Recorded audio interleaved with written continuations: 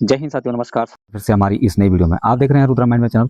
और यहाँ पर जो है मैं नॉर्दर्न रेलवे का एक स्टेशन मास्टर का पेपर आज सॉल्व करने वाला हूँ, जो कि ये स्टेशन मास्टर का पेपर हुआ था 19 जुलाई 2026 को। ये जो शिफ्ट 1 थी, मॉर्निंग में जो पहली शिफ्ट थी, उसका ये पार्ट ए है। और नॉर्दर्न रेलवे में जितने भी 6 डिवीज़न हैं, 6 डिवीज़नों में ये जो स्टेशन मास्टर का पेपर हुआ है वो सेम था। यानी कि आपको सिर्फ 19 तारीख का स्टेशन मास्टर का नॉर्दर्न रेलवे का सिर्फ ये पेपर सेट देखना है, चाहे आप अम्बाला डिवीजन से हो, चाहे आप किसी भी डिवीजन से हो। ठीक है, तो सेम ये क्वेश्चन का पैटर्न था। अब यहाँ पर जो है, यहाँ पर मैं पहला क्वेश्चन देखिए, इसमें ध्यान रखना कि बहुत सारे क्वेश्चन जो ऐसे थे जो कि आरआरसी ने जो है वो गलत जो है वो आंसर दिए थे। ठीक है, उसको हम थोड़ा सा करेक्शन करते हुए चलेंगे, समझते हुए चलेंगे कि कौन सी करेक्शन जो है चीज़ कहाँ पर होनी थी। खैर चलिए, पहला क्वेश्चन हम शुरुआत करते हैं। यहाँ पर एब्सोल्यूट ब्लॉक सिस्टम में जब आगे के ब्लॉक स्टेशन से निम्नलिखित में से क्या प्राप्त न किया हो जाए तब तक किसी भी ट्रेन को ब्लॉक सेक्शन छोड़ने की अनुमति नहीं दी जाएगी। तो भाई जो पूर्ण ब्लॉक पद्धति होती है, तब अगले ब्लॉक स्टेशन से अगर लाइन क्लियर ना मिल जाए तब तक तो जो है वो किसी भी ट्रेन को आगे नहीं भेजा जाएगा। ठीक है, तो यहाँ पर राइट आंसर हमारा क्या हो जाएगा? A option. नेक्स्ट क्वेश्चन की बात करते हैं। यहाँ पर निम्नलिखित में से किस स्थिति में स्टाफ सदस्य से नया घोषणा पत्र प्राप्त किया जाएगा? तो यहाँ पर पहला ऑप्शन था स्टेशन पर कार्यभार संभालने पर। भाई अगर वो कार्यभार संभालेगा स्टेशन पर तो उससे यहाँ पर जो है वो डिक्लेरेशन लिया जाएगा। अगर वो लगातार 15 दिन या इससे अधिक समय तक अगर वो एब्सेंट रहता है ड्यूटी पर लौटने से पहले, तो भी यहाँ पर जो है वो उससे फ्रेश डिक्लेरेशन लिया जाएगा। एसडब्ल्यूआर में अगर कोई बदलाव होता है तो आपको पता है कि अगर एसडब्ल्यूआर में करेक्शन स्लिप आती है तो वहाँ पर जो है वो डिक्लेरेशन लिया जाता है, आपसे साइन वगैरह सब लिए जाते हैं। अब ये तीनों ऑप्शन हमारे राइट हैं, इसका राइट आंसर क्या हो जाएगा? उपरोक्त में से सभी। अगला क्वेश्चन की अगर मैं बात करूँ यहाँ पर, तो थर्ड क्वेश्चन ये कह रहा है कि भारत में डिजिटल बैंकिंग के संदर्भ में यूपीआई, इसका पूरा नाम आपसे पूछा गया था। क्लियर? तो यहाँ पर इसका जो राइट आंसर है वो क्या होगा? यूनिफाइड पेमेंट इंटरफेस, यानी कि बी ऑप्शन हमारा राइट आंसर होगा। नेक्स्ट क्वेश्चन पे चलते हैं। नेक्स्ट क्वेश्चन कह रहा है कि निम्नलिखित में से किसके लिए स्टेशन की कमाई से निकासी की अनुमति है? अब आप जो है स्टेशन से जो भी विड्रॉल अगर निकालते हो तो किस संदर्भ में निकाल सकते हैं? मान के चलो, अगर अंतिम संस्कार के लिए अगर अग्रिम रूप से निकालना है, बिल्कुल सही बात है। अगर डेथ हो जाती है, टिकट पर अगर आपको रिफंड देना है तो आप इसमें से स्टेशन पर जो भी इनकम होती है उससे आप निकासी कर सकते हैं। खराब होने वाली वस्तुएं और ईएमडी की जमा राशि पर अगर रिफंड देना है तो भी आप जो है वो निकाल सकते हैं। अब यहाँ इसके अकॉर्डिंग हमारा राइट आंसर क्या हो जाएगा? उपरोक्त सभी, यानी कि ऑल ऑफ द एबव। ये चारों ऑप्शन सही हमारे होंगे यहाँ पर। नेक्स्ट क्वेश्चन की अगर मैं बात करूँ तो ये कह रहा है कि MAS सिंगल लाइन पर, MAS का मतलब होता है मल्टी एस्पेक्ट सिग्नलिंग जो सिस्टम होता है, वहाँ पर सिग्नल ओवरलैप इसी से कम नहीं होना चाहिए। तो मल्टी एस्पेक्ट कलर लाइट व्यवस्था में जो सिग्नल ओवरलैप है वो कितना होना चाहिए? वो आपका 120 मीटर होना चाहिए। ठीक है, तो राइट आंसर क्या हो जाएगा? सी ऑप्शन हो जाएगा। अगर ये ब्लॉक ओवरलैप पूछता तो यहाँ पर कितना होता है? ये 180 मीटर। हालांकि ये जो ऑप्शन है ये दूर दूर थे तो इजीली ये चीज़ पकड़ में आ रही थी। नेक्स्ट क्वेश्चन की अगर मैं बात करूँ यहाँ पर, अगला क्वेश्चन ये कह रहा है, छठवां क्वेश्चन, कि दुर्घटना नियमावली के मानदंडों के तहत यदि लोकोमोटिव खराबी के कारण यात्री ले जाने वाली ट्रेन में कितने समय से अधिक देरी होती है तो इंजन विफलता, यानी कि इंजन फेलियर को आधिकारिक तौर पर मैकेनिकल ऑब्लिक इलेक्ट्रिकल विभाग के खाते में दर्ज किया जाएगा। अब जैसे यहाँ पर क्या है, यात्री को ले जाने वाली ये ट्रेन है। ठीक है, थोड़ी सी दो कंडीशन इसमें रहती है। अगर मान के चलो जो इंजन है, अगर वो यात्री ले जाने वाली गाड़ी का इंजन है, अगर ये जो इंजन है अगर 30 मिनट से अधिक देरी तक अगर ख़राब रहता है तो ये इंजन विफलता मानी जाएगी और मैकेनिकल और इलेक्ट्रिकल विभाग के खाते में दर्ज किया जाएगा। अब ये जो कंडीशन थी ये किस संदर्भ में थी? जब पैसेंजर ट्रेन हो। कौन सी हो? Passenger train. इसका अगर इंजन खराब हो जाता है। लेकिन अगर गुड्स ट्रेन होती, अगर कौन सी होती? मालगाड़ी होती, तो मालगाड़ी का जो अगर इंजन अगर 60 मिनट से अधिक देरी तक अगर खराब हो जाता है तो वो लोकोमोटिव का फेलियर माना जाएगा। तो राइट आंसर हमारा क्या है? C option. अगले क्वेश्चन की अगर मैं बात करूँ यहाँ पर कह रहा है कि सातवां क्वेश्चन, उन स्टेशनों पर आइसोलेशन आवश्यक है जहां ट्रेनों को कितनी गति से अधिक की गति से स्टेशन से गुजरते या रन थ्रू की अनुमति दी जाती है? तो ध्यान रखना, यहाँ पर आइसोलेशन तब आवश्यक होता है अगर स्टेशन से वो गाड़ी जो है 50 किलोमीटर पर घंटे की स्पीड से अगर थ्रू जाती है तो वहाँ पर आइसोलेशन आवश्यक होता है। ये वेरी वेरी इंपॉर्टेंट है, हमेशा ये रिपीट होता है क्वेश्चन। अगले क्वेश्चन की अगर मैं बात करूँ यहाँ पर, 8th क्वेश्चन, ब्लॉक सेक्शन की ओर ढलान यानी कि फॉलिंग ग्रेडियंट इससे अधिक तीव्र होने पर स्लिप साइडिंग का जो प्रावधान है वो अनिवार्य है। अब स्लिप साइडिंग जब हमने पढ़ा था तो हमने ये बताया कि भाई ये जो है वो 100 में 1 होता है, 100 में 1 स्लिप साइडिंग का प्रावधान वहाँ किया जाता है जहाँ पर ग्रेडियंट 100 में 1 होता है। तो यहाँ पर ये 4 ऑप्शन आपके यहाँ पर नहीं है। अब यहाँ जो 4 ऑप्शन है ये आपको चारों जो डिफरेंट है। अब आरआरसी ने क्या आंसर मारा है देखिए, यहाँ पर ये इसने ये माना है आरआरसी ने आंसर। अब यहाँ पर आप इस क्वेश्चन पे ऑब्जेक्शन लगा सकते हैं। अब अगर मान के चलो कैश साइडिंग की बात करें तो कैश साइडिंग जो होती है वो 80 में 1 होती है। ठीक है, 80 में 1 ये कैश साइडिंग होती है। लेकिन यहाँ स्लिप साइडिंग पूछ रहा है तो देखो ये चीज़ नहीं होनी चाहिए, ये आपको थोड़ा सा यहाँ पर कैरी आउट करना है। अब ये जो है ये पहले हुआ करता था, है ना, पहले ये ग्रेडियंट था, लेकिन अब ये नहीं है। तो आप इस चीज़ को देख सकते हैं, इस पर आप ऑब्जेक्शन लगा सकते हैं, ये क्वेश्चन गलत है। नेक्स्ट क्वेश्चन की अगर मैं बात करूँ, 9th क्वेश्चन ये कह रहा है कि जब लोको पायलट ऑन स्थिति में एक ऑटोमेटिक सिग्नल को पार करता है तो वह किस गति का पालन करेगा। अब यहाँ पर देखिए 10 और 8 का, या 15 और 8 का, या 10 का, या 15 और 10 का। तो यहाँ पर ये 4 आपके ऑप्शन है। अब आरआरसी ने जो राइट आंसर किया है वो क्या किया है, बी, ठीक है। लेकिन यहाँ पर क्या है, मैं थोड़ा सा आपको रूल के अकॉर्डिंग बता देता हूँ कि देखो होता क्या है कि जब ऑटोमेटिक सिग्नल अगर वो ऑन में पार करता है तो वो किस गति सीमा का पालन करेगा।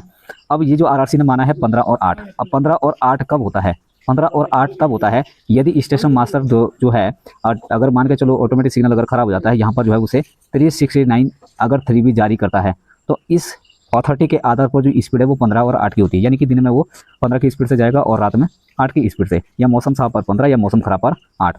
लेकिन यहाँ पर उसने ये कंडीशन नहीं दी है, उसने ये बोला कि भाई और में पास करना है। अब ये जो आपका जो दिया है ये GNSR का रूल नंबर जो है 9 पॉइंट का 02 का जो 3 है, यहाँ पर आप इसको चेकआउट कर सकते हैं।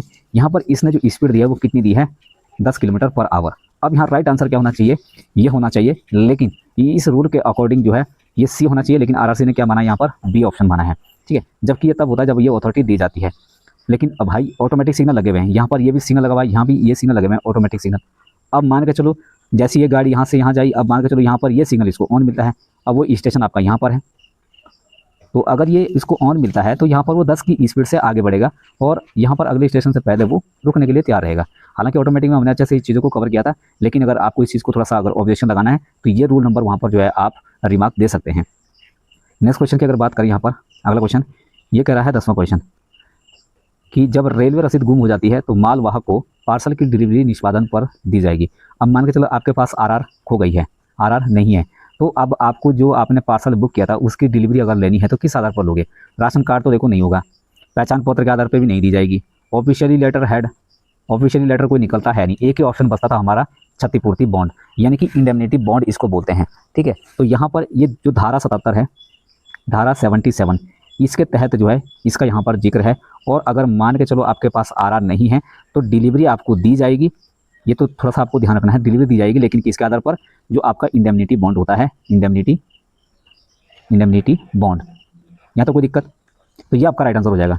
नेक्स्ट क्वेश्चन की अगर मैं बात करूँ यहाँ पर 11 क्वेश्चन ये कह रहा है कि जब कोई स्थायी गति प्रतिबंध अचानक हटा दिया जाता है या उसे जो है कम किया जाता है, कर दिया जाता है, तो इस बदलाव को सूचित करने वाला सावधानता जो आदेश है वो लोको पायलट को कितनी अवधि तक जारी किया जाएगा।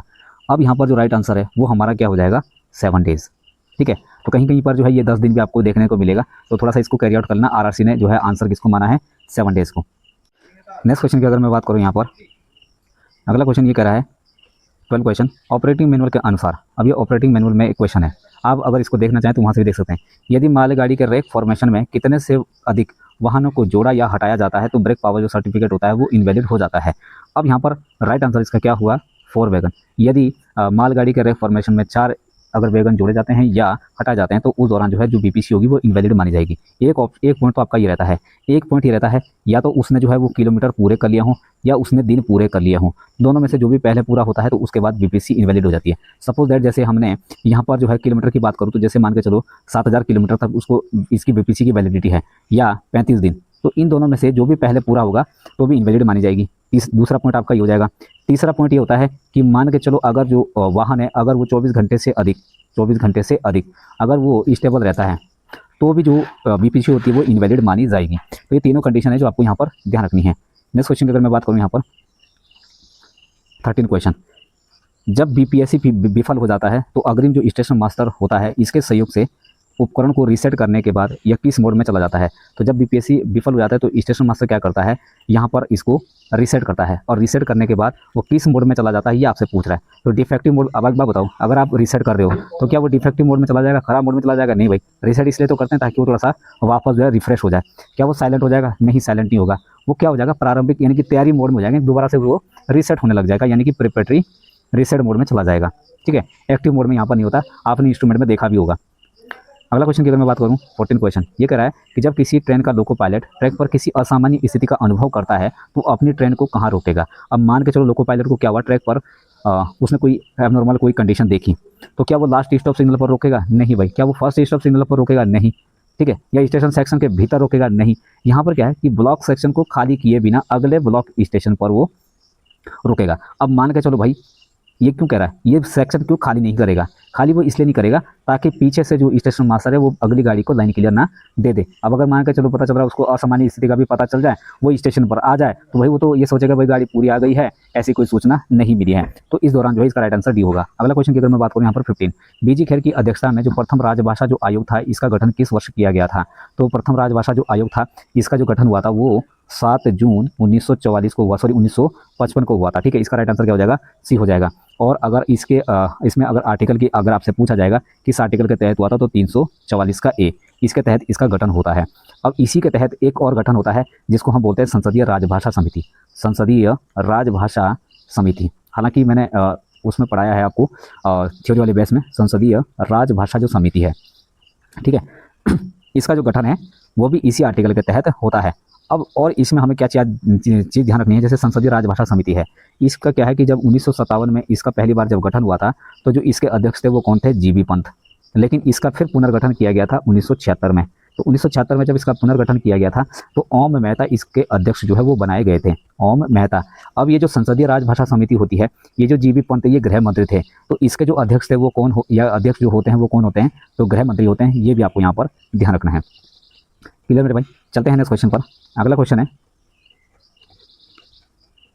16, टीएसआर को स्टेशन पर किस अवधि के लिए सुरक्षित रखा, कितनी अवधि के लिए सुरक्षित रखा जाएगा। अब यहाँ पर देखो 3 महीने 6 महीने तो आंसर में नहीं है। अब यहाँ पर एक ही 2 ऑप्शन बचने आपके पास, या तो वो 1 वर्ष लगाए, या वो आपको यहाँ पर जो चौथा ऑप्शन दिया उस 6 मई के बाद 1 वर्ष जिसमें वो पूरा हुआ है। अब आरआरसी ने जो है यहाँ पर क्या माना है, ये ऑप्शन माना है। ठीक है मेरे भाई, वैसे जो है ये जो टीएसआर होता है इसकी वैलिडिटी कितनी होती है, 1 साल होती है। लेकिन यहाँ पर अब हम ये कह सकते हैं कि भाई अगर ये 2 ऑप्शन रहते हैं तो हमें अगर इस तरीके से ये क्वेश्चन पूछता है तो हमें ये आंसर सही मानना पड़ेगा। अब ये किस आधार पे दिया है आप इसको जरा कमेंट्स में मुझे बताना। क्लियर। इसी प्रकार से जैसे एक आपसे पूछा था क्या नाम जो है, जो क्वेश्चन ऑर्डर होता है, कौन सा, जो क्वेश्चन ऑर्डर होता है ये कितने समय तक जो है रिकॉर्ड में रखा जाता है ना, रिकॉर्ड में। तो या तो आपका राइट आंसर क्या था 12 महीना, या आपका 1 वर्ष। ठीक है, तो इसे 1 वर्ष के लिए यहाँ पर जो है वो रिकॉर्ड में रखा जाता है। ये भी आपके शायद 16 जुलाई को जो गार्ड का पेपर हुआ था वहाँ पर ये पूछा गया था। इसी प्रकार से जो है एक और यहाँ पर क्वेश्चन जो है वो रिपीट हुआ था क्वेश्चन ऑर्डर के बाद जो है जैसे आपके अग्निशमक जो यंत्र होते हैं, अग्निशमक जो यंत्र होते हैं है ना, फायर वाले, तो इसको रिफिल कितने साल बाद किया जाता है ये भी पूछा गया था। तो यहाँ पर भी ये 1 वर्ष के बाद जो है इसकी वैलिडिटी भी 1 साल होती है। 1 साल के बाद इसको वापस जो है रिफिल किया जाता है। तो ये क्वेश्चन जो है यहाँ पर पूछे जाते हैं। अगला क्वेश्चन की अगर मैं बात करूँ यहाँ पर, तो अगला क्वेश्चन है 17वां क्वेश्चन। ये कह रहा है केंद्र सरकार के कार्यालय से क्षेत्र जो रीजन जो सी है इसके राज्यों को भेजे जाने वाले जो पत्र व्यवहार सामान्यतः किस भाषा में होने चाहिए। तो यहाँ पर जो राइट आंसर है वो क्या है, यहाँ पर इंग्लिश। यानी कि सी में कौन कौन आते हैं, जैसे आपका केरल आ गया, ठीक है, आपका तमिलनाडु हो गया, आपका जो है गोवा हो गया, आपका क्या हो जाएगा महाराष्ट्र हो गया, है ना, आपका आंध्र प्रदेश हो गया। ये सारे जो हैं आपके सी क्षेत्र में आते हैं, तो इनके लिए यहाँ पर पत्रकार की भाषा क्या हो जाएगी, इंग्लिश। 18 क्वेश्चन कह रहा है विशाखा दिशा निर्देशों में कहा गया है कि सुरक्षित कार्य वातावरण सुनिश्चित करना किसका अनिवार्य कर्तव्य है।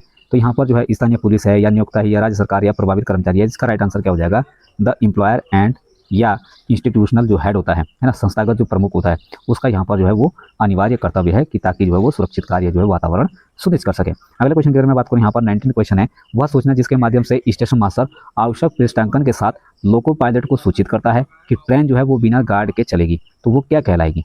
ठीक है, वो सूचना क्या कहलाएगी, तो वो ये सूचना कहलाएगी स्टेशन मास्टर जो है वो मौखिक आदेश नहीं देगा, ट्रेन का नोटिस नहीं देगा, ट्रेन को ऑर्डर नहीं देगा, बल्कि एक ही ऑप्शन बचता है आपके पास, क्वेश्चन ऑर्डर। ये वह सूचना होती है जो स्टेशन मास्टर इसमें पृष्ठांकन करता है, इसमें लिखता है और लोको पायलट को सूचित करता है कि ट्रेन जो है बिना गार्ड की चलेगी। नेक्स्ट क्वेश्चन की अगर मैं बात करूँ यहाँ पर 20 क्वेश्चन, कथकली जो आपका यहाँ पर जो शास्त्रीय जो नृत्य है वो किस राज्य का है, ये सीधा सीधा पूछा गया था। कथकली किसका है, केरल का है। नेक्स्ट क्वेश्चन की अगर बात करें यहाँ पर 21 जो क्वेश्चन है वो ये कह रहा है कि जब स्टेशन मास्टर या स्टेशन के जो कर्मचारी हैं, है ना, स्टेशन का स्टाफ है, अगर वो ऑलराइट सिग्नल का आदान प्रदान नहीं करता है तो लोको पायलट द्वारा कौन सा जो विस्टल कोड है वो दिया जाएगा, यानी कि सिटी कोड कौन सा दिया जाएगा। तो लोको पायलट उस कंडीशन में जो है वो ए यानी कि 2 छोटी छोटी घंटी देता है ऑलराइट सिग्नल के लिए कि भाई ऑलराइट सिग्नल आपने नहीं किया है।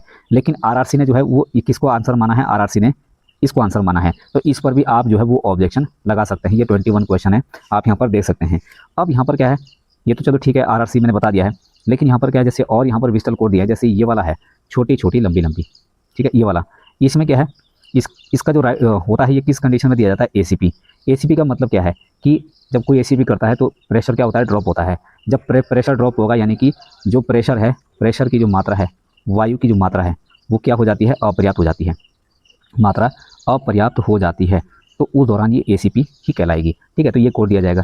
अब यहाँ पर ये जो लंबी छोटी है, ये किस कंडीशन में दी जाती है, जब ट्रेन पार्ट हो जाती है। क्या हो जाती है, ट्रेन पार्ट। अगर ट्रेन पार्टिंग हो जाती है तो ये आपकी यहाँ पर घंटी कोड दिया जाएगा।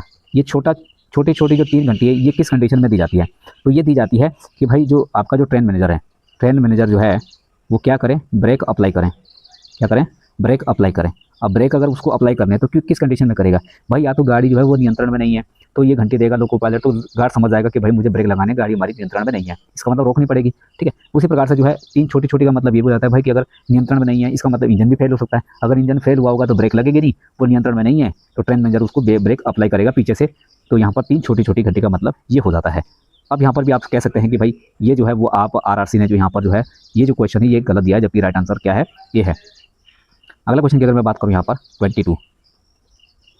अच्छा, इससे पहले थोड़ा सा मैं बताता हूँ कि अगर मान के चलो, अगर आप इसमें जो है वो अगर इसको रूल को देखना चाहते हैं तो ये रूल नंबर किस में दिया गया है, विजिटल कोड का, GNSR का, ये जो SR रूल नंबर 4.50 का जो 3 है, उसमें 2 दूसरे का C है, ये इसका राइट आंसर होगा। नेक्स्ट क्वेश्चन की अगर हम बात करें 22, इसमें क्या कह रहा है कि एकल लाइन यानी कि सिंगल लाइन पर वे पॉइंट जिन्हें स्टेशन पर ट्रेन के आगमन के तुरंत बाद अवरुद्ध लाइन के विपरीत सेट किए जाने चाहिए। यानी कि सिंगल लाइन पर जब भी स्टेशन पर आती है तो तुरंत बाद जो पॉइंट है वो किसके विपरीत सेट किए जाने चाहिए, भाई पीछे की ओर, पीछे के या आगे के, या दोनों में कोई सा भी छोर, या उपरोक्त में से कोई नहीं। अब यहाँ पर क्या है कि कोई कह रहा है कि भाई इसका जो राइट आंसर है वो क्या होना चाहिए, डी कहना, लेकिन आरआरसी ने किसको माना है, ए को। अब ये क्यों माना है, क्योंकि जब भी यहाँ पर सिंगल लाइन पर देखिए क्या होता है कि जब हम डबल लाइन की बात करते हैं तो डबल लाइन पर तो हमेशा जो है वो पीछे के जो पॉइंट होते हैं, हमेशा पीछे के पॉइंट सेट किए जाते हैं। और जो सिंगल लाइन होती है, और सिंगल लाइन पर जो है वो बट एंड, यानी कि दोनों साइड के जो एंड होते हैं वहाँ इसके पॉइंट को अवरुद्ध विरुद्ध, यानी कि अवरुद्ध लाइन के विरुद्ध जो है वो सेट किए जाते हैं। अब ये कंडीशन इसने क्या दी, इसने बोला कि स्टेशन पर ट्रेन के आगमन के तुरंत बाद जो पॉइंट है वो किधर सेट किए जाएंगे। तो तुरंत बाद अगर आपसे पूछ रहा है तो तुरंत बाद आपको रियर यानी कि पीछे के पॉइंट सेट करने पड़ेंगे। अब ये आपका कोई यहाँ पर एक स्टेशन है, ठीक है मेरे भाई, ज़रा समझना, यहाँ पर आकर गाड़ी खड़ी हुई है, ठीक है। अब यहाँ पर जो है सपोज दैट मैं ये कह सकता हूँ कि इधर से ये गाड़ी आई, और यहाँ पर आकर ये खड़ी हो गई। अब जब यहाँ पर खड़ी होगी तो तुरंत आप कौन सा पॉइंट बनाते हो भाई, तुरंत आप इधर यानी कि पीछे का पॉइंट बनाते हो, तुरंत बनाते हो ना पीछे का पॉइंट। अब आगे का पॉइंट, अब आप कहेंगे भाई हम तो आगे का बनाते हैं, लेकिन आगे की यहाँ पर जो आगे का पॉइंट है इसकी जो लॉकिंग है वो 2 मिनट की आती है। 2 मिनट का मतलब है कि 120 सेकंड है ना, 120 सेकंड तक क्या रहता है, ये लॉक रहता है। इसमें आप नहीं छेड़छाड़ कर सकते, इसको नहीं बना सकते हैं। इसको कब बनाओगे, जैसे ये 2 मिनट की लॉकिंग हट जाती है तो 2 मिनट के बाद आप इसको चेंज कर सकते हैं या बना सकते हैं, यहाँ तो कोई दिक्कत। तो इसने बोला कि तुरंत बाद आप किसको करोगे, तो भाई पीछे का आपका क्या हो जाएगा, राइट आंसर हो जाएगा। अगर ये कंडीशन नहीं देता तो आगे और पीछे दोनों साइड। नेक्स्ट क्वेश्चन हमारे पास है 23 कह रहा है रमेश की जो मासिक आय वो 45,000 रुपये है, वो हर महीने अपनी आय का 24% बचाता है, तो कितने रुपये की बचत करता है। अब आप मुझे बताओ, 45,000 आपके पास यहाँ पर जो है वो महीने की इनकम है, उसका वो 24% क्या कर रहा है, सेविंग कर रहा है। तो सेविंग ही आपसे पूछ रहा है, तो बचत कितनी हुई। अगर आप इसका 24% निकालोगे तो यानी कि 24 बटे क्या हो जाएगा 100, 2 जीरो से ये 2 जीरो कट जाएगा। अब 4500 यानी कि 450 का गुना आप 24 में कर लीजिए, इसका राइट आंसर क्या आ जाएगा, 1008। अब आप यहाँ पर भी देख सकते हैं कि ये जो क्वेश्चन है बड़ा इजी था, बड़ा आसान था। मैथ के यहाँ पर 2 क्वेश्चन पूछे थे जो कि बड़े इजी थे। अगला क्वेश्चन यहाँ पर क्या कर रहा है कि IROAF इसकी फुल फॉर्म आपसे पूछ रहा है, तो इसकी फुल फॉर्म जो है वो आपका क्या राइट आंसर होगा, Indian railway organisation for alternate fuels, ये आपका यहाँ पर राइट आंसर था। अगले क्वेश्चन की हम बात करें यहाँ पर 25, टैंक वैगनों की शंटिंग करते समय किस गति सीमा का पालन किया जाना चाहिए। यानी कि टैंक वैगनों की जो शंटिंग गति होती है वो कितनी होती है। तो जब हमने शंटिंग वाला टॉपिक पढ़ाया था तो वहाँ पर भी मैंने ये अच्छे से शंटिंग की गतियाँ बताई थी। तो इसका जो राइट आंसर वो क्या होना चाहिए, 8 होना चाहिए। अब ये हो सकता है कि भाई अलग रेलवे में ये अलग हो, ठीक है, तो ये कह नहीं सकते, लेकिन नॉर्दर्न रेलवे के हिसाब से ये राइट आंसर होगा। अगले क्वेश्चन की अगर हम बात करें 26 क्या कह रहा है, डिसिप्लिन एंड अपील रूल के किस नियम के तहत जांच अधिकारी को नामांकित किया जाता है। अब यहाँ पर ये रूल नंबर दिए हैं, उसने जो है ना वो आपको फॉर्म नहीं दिए, फॉर्म का मतलब समझ रहे हैं, ठीक है, उसने SF1 SF2 SF3 वगैरह ये कुछ नहीं दिया।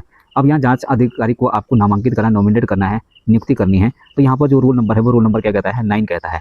क्लियर, यहाँ पर ये जांच अधिकारी की नियुक्ति है और इसी रूल नंबर 9 के तहत जो है वो जो SF5 है इस पर जो है वो दंडात्मक प्रक्रिया अपनाई जाती है, यानी कि पेनल्टी का जो प्रोसीजर है वो यहाँ पर चालू होता है इस नियम के तहत। अब ये जो नियम 5 है इसमें क्या है, इसमें है सस्पेंशन। क्या है, सस्पेंशन। ध्यान रखना निलंबन किसमें है, रूल नंबर 5 में। और रूल नंबर 10 में क्या था, रूल नंबर 10 में है कॉमन प्रोसीडिंग। क्या है, कॉमन प्रोसीडिंग, यानी कि सामूहिक जो प्रक्रिया है उस पर जो कार्रवाई है, ठीक है, सामूहिक प्रोसीडिंग यानी कॉमन प्रोसीडिंग। ठीक है, तो ये आपको यहाँ पर ध्यान रखना है। तो ये रूल नंबर 10 में था, तो इसके अकॉर्डिंग राइट आंसर हमारा ये हो जाएगा। अगले क्वेश्चन की बात करें, वे सिग्नल जो शंटिंग के उद्देश्य से उपयोग करने के लिए निषिद्ध हैं यानी कि प्रोहिबिटेड है वो कौन से होते हैं। तो आउटर का उपयोग शंटिंग के लिए किया जाता है, नहीं। होम का, नहीं। जो लास्ट स्टॉप सिग्नल होता है एडवांस का आप करते हैं शंटिंग के लिए यूज़, नहीं। यहाँ पर इसके अकॉर्डिंग हमारा क्या हो जाएगा, उपरोक्त सभी, यानी कि वो कह रहा है कि कौन से नहीं है, तो ये तीनों नहीं है, इसके अकॉर्डिंग राइट आंसर डी होगा। 28 कह रहा है कि एक कॉमन स्टार्टर वाले स्टेशन से ट्रेन शुरू करने के लिए कौन सा लिखित प्राधिकार दिया जाता है। अब ये लिखित प्राधिकार देना है और कॉमन स्टार्टर से देना है तो T512 दिया जाएगा। अब T511 कब दिया जाता है, जब बिना सिग्नल वाली लाइन से, बिना सिग्नल वाली लाइन से अगर गाड़ी आपको चलाना है, गाड़ी आपको चलाना है। अब याद कैसे रखोगे, 9-2-11, ठीक है, 9-2-11 यानी कि भाग जाना। तो बिना सिग्नल वाली लाइन से गाड़ी अगर भगानी है या चलानी है तो आपको ये मीमो देनी पड़ेगी। 29 कह रहा है कि RBI के जो वर्तमान गवर्नर जनरल है वो कौन है, तो इसका राइट आंसर था संजय मल्होत्रा, यानी कि डी ऑप्शन। अगले क्वेश्चन की अगर मैं बात करूँ यहाँ पर, तो यह है आपका 30 क्वेश्चन। मेल एक्सप्रेस या पैसेंजर ट्रेनों में चलने वाले यात्री डब्बों का जो POH अंतराल होता है वो कितना होता है।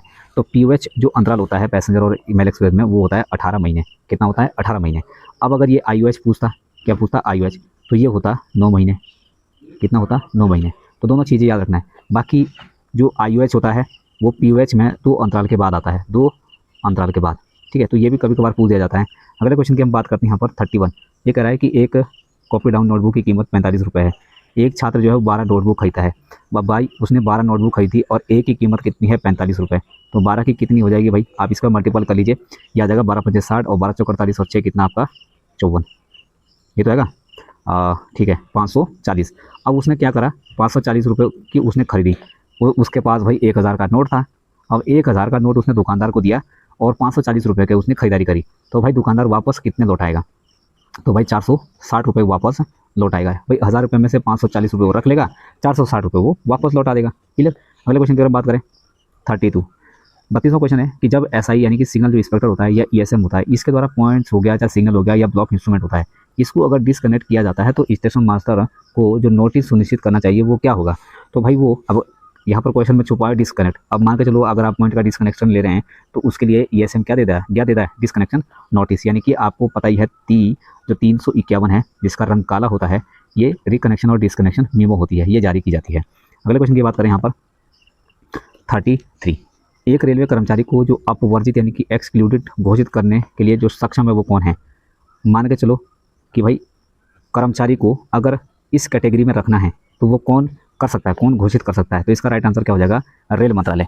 लेकिन यहाँ पर क्या है कि कुछ में क्या है, श्रम मंत्रालय लगा दिया होगा। वो ये है कि जब भी रेल मंत्रालय यानी कि जो PCPO होता है, अगर वो अपवर्जित यानी किसी भी कैटेगरी को अगर अपवर्जित में कन्वर्ट करता है तो उसे श्रम मंत्रालय की अनुमति यहाँ पर लेनी पड़ती है। तो अगर वो अनुमति पूछता तो यहाँ पर राइट आंसर श्रम मंत्रालय होता है। लेकिन उसने बोला कि भाई अगर कंटिन्यूस में डालना है किसी को, या किसको जो है वो एक्सक्लूड में डालना है ना, किसको जो है वो EI में घोषित करना है, तो ये किसका काम है, ये है रेल मंत्रालय का। नेक्स्ट क्वेश्चन की बात करें 34 में ये क्वेश्चन था कि संविधान का कौन सा अनुच्छेद सर्वोच्च न्यायालय और उच्च न्यायालय में प्रयोग की जाने वाली भाषा से संबंधित है। तो हाई कोर्ट और सुप्रीम कोर्ट में जो भी परिभाषा प्रयोग की जाती है वो किस आर्टिकल के तहत यहाँ पर बताया गया, आर्टिकल 348। 343 में क्या है कि संघ की राजभाषा, है ना। आप अगर आपसे शॉर्ट में देखूँ तो संघ की भाषा, तो संघ की भाषा क्या है 343। 345 में क्या है, राज्यों की भाषा, राज्य की पत्राचार की भाषा, पत्राचार की भाषा। इसका मतलब क्या हुआ, जैसे कोई उत्तराखंड है, एक राज्य उत्तराखंड है, एक है आपका UP। अब मान के चलो इनके बीच जो पत्राचार की जो भाषा है ये राज्यों की भाषा हो जाएगी, ठीक है। और ये किस आर्टिकल में, 345 में। यहाँ तो कोई दिक्कत। इसके बाद एक और इंपॉर्टेंट जो पूछा जाता है वो 351 पूछा जाता है। 350 आपको ध्यान रखने की जरूरत नहीं है, ठीक है। 351 क्या कहता है, ये कहता है हिंदी भाषा का विकास। क्या कहता है, हिंदी भाषा का विकास, हिंदी भाषा का विकास। ये जो है ना, ये बहुत इंपॉर्टेंट है, जो हमेशा पूछे जाते हैं। नेक्स्ट क्वेश्चन की अगर मैं बात करूँ यहाँ पर 35 कह रहा है कि एक स्टेशन मास्टर को 16 बजे समय को सही करना चाहिए और इसमें एक प्रविष्टि करनी चाहिए। तो जब भी कंट्रोलर के द्वारा 16 बजे सही समय का यहाँ पर जो है वो निर्धारण किया जाता है ना, सूचना दी जाती है, तो इसकी प्रविष्टि स्टेशन मास्टर किस में करता है? तो एक ही देखो, एसएनटी में तो नहीं, एसएनटी फेलियर में नहीं करेगा, प्राइवेट नंबर एक्सचेंज में नहीं करेगा, उपरोक्त में से कोई नहीं। पहले हम नहीं लगा सकते, पहले हमें ये चीज़ भी पढ़नी होगी, यानी कि टीएसआर। तो टीएसआर में आपको यहाँ पर दर्ज करनी पड़ेगी, यानी कि इसकी प्रविष्टि इसमें करनी पड़ेगी। नेक्स्ट क्वेश्चन है, ये कह रहा है कि 36 पितृत्व अवकाश जो है वो अधिकतम कितने दिनों के लिए दिया होता है? तो जब भी पैटर्निटी लीव ली जाती है तो ये मैक्सिमम 15 दिन के लिए आती है। और ये बच्चा का जब जन्म होता है, बच्चे का जब जन्म होता है तो जन्म से लेकर 6 माह के अंदर, ठीक है, 6 माह के अंदर आपको ये जो 15 दिन की जो पीएल आपको मिलती है पैटर्निटी लीव, ये लेनी होती है। अगर आप नहीं लेते हैं तो ये स्वतः ही खत्म हो जाती है, जैसे सीएल नहीं होती 1 साल के बाद, वैसे ही ये भी खत्म हो जाती है। नेक्स्ट क्वेश्चन की अगर मैं बात करूँ यहाँ पर 37, ये भी अच्छा क्वेश्चन यहाँ पर पूछा था कि जब स्टेशन पर सभी लाइनें यात्रियों गाड़ियों द्वारा अवरुद्ध यानी कि ब्लॉक हो तो फिर किसी भी गाड़ी के लिए लाइन क्लियर प्रदान किया जाता है। तो पॉइंट उस लाइन के लिए सेट किए जाएंगे जिस पर गाड़ी खड़ी हो, यानी कि जिस पर खड़ी गाड़ी का मेन लाइन या इंजन समूह को लूप लाइन, ये 4 ऑप्शन आपके पास इस प्रकार हैं।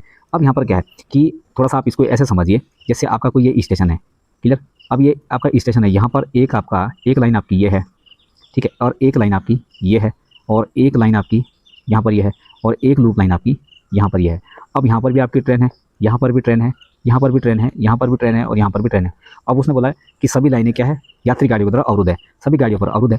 तो अगर आपको लाइन क्लियर फिर भी देना है, सपोज दैट यहाँ से इसको लाइन क्लियर देना है, तो आप पॉइंट जो है वो किसकी और विरुद्ध सेट करोगे? तो पहली बात तो यह है कि भाई अगर आप इधर से लाइन क्लियर दे रहे हैं तो इधर की साइड जो है वो इंजन होना चाहिए, और मेन लाइन की तरफ तो कभी भी उसको सेट नहीं किया जाएगा। तो जहाँ मेन लाइन है तो ये तो आपका होगा ही नहीं, 2 ही ऑप्शन बचते हैं। तो अगर इंजन सामने की तरफ है यानी कि लूप लाइन, और इंजन अगर सामने पड़ता है तो ये हमारा क्या हो जाएगा, राइट आंसर हो जाएगा। तो जो कम महत्व वाली जो लाइन होती है और उसके आगे की तरफ जहाँ इंजन पड़ता हो उसकी तरफ जो है वो पॉइंट को सेट किया जाएगा। तो कम महत्व वाली लाइन आपकी लूप लाइन ही होती है और इंजन सामने है आपका, बी आपका ऑप्शन राइट होगा।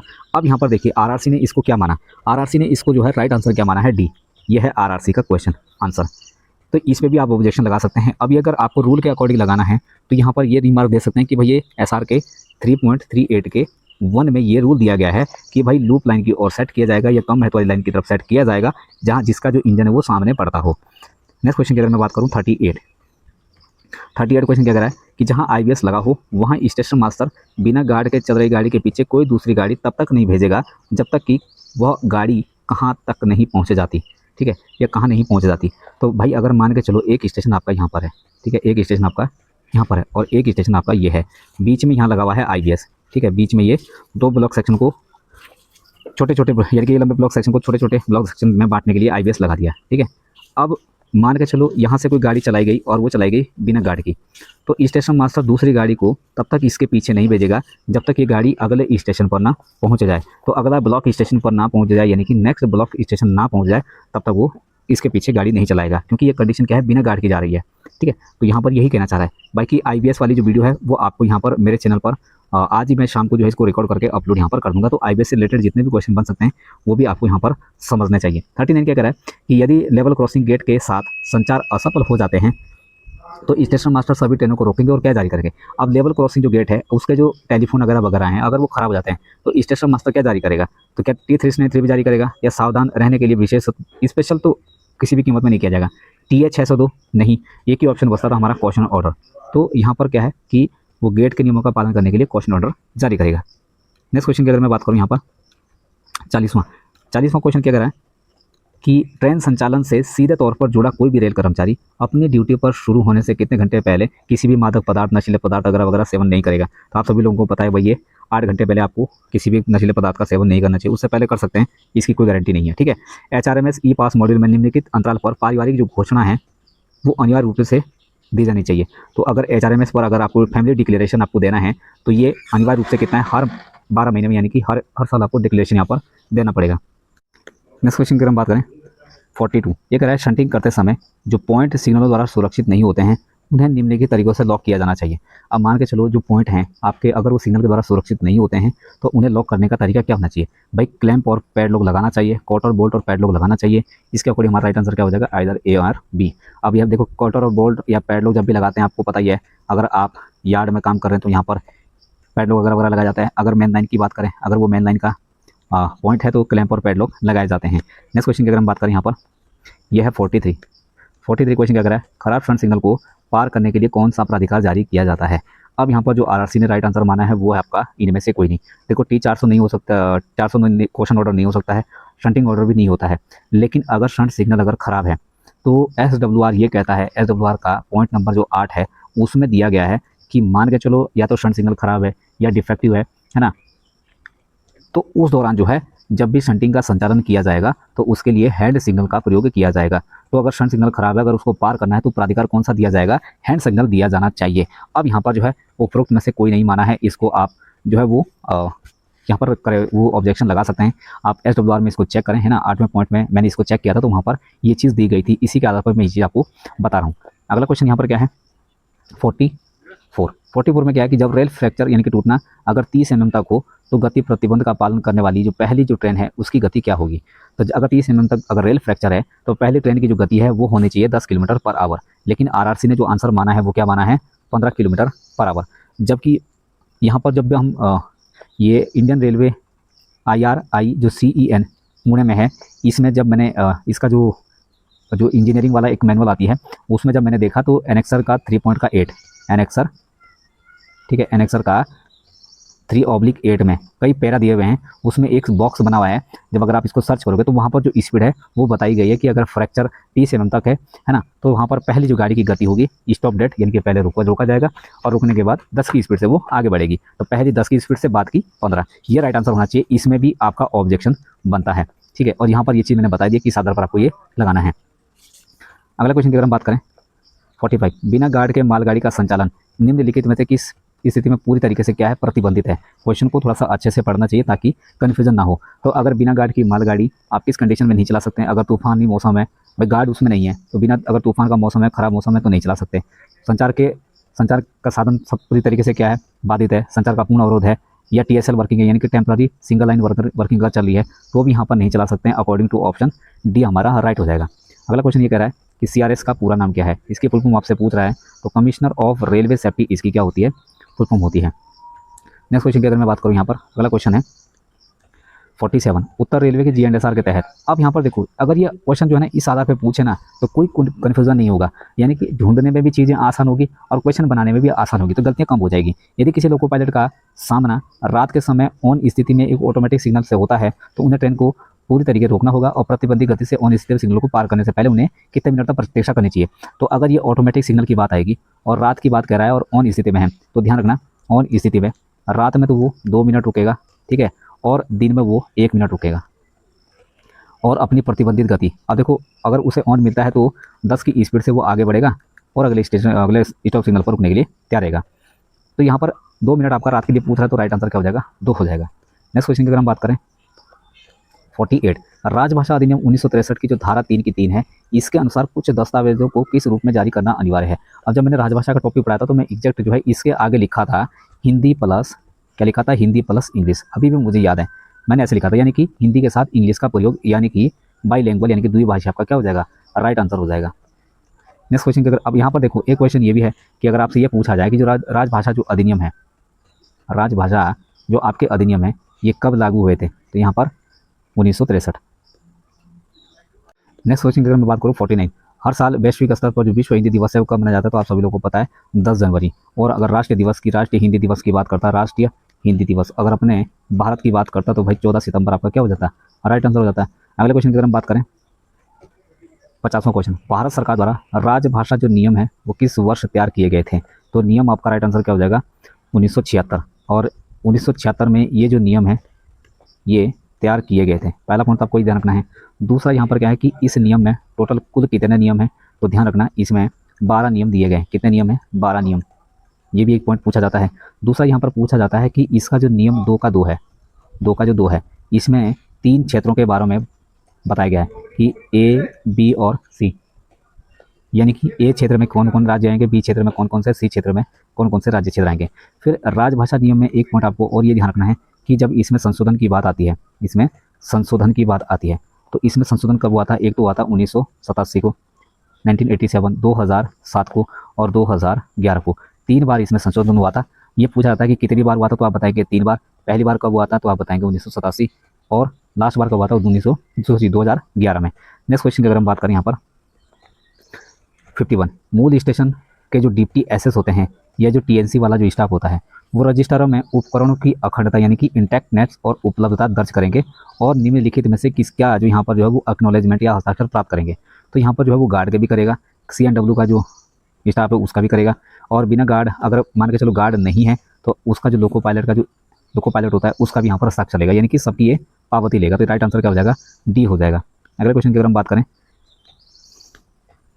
52 यूनेस्को को की विश्व धरोहर स्थल और वास्तुकला का चमत्कार माने जाने वाला प्रतिष्ठित छत्रपति शिवाजी महाराज जो टर्मिनल है वो भारत के किस राज्य में, CSMT कहाँ पर है, तो ये आपका है मुंबई में। बी ऑप्शन, सी ऑप्शन आपका राइट हो जाएगा।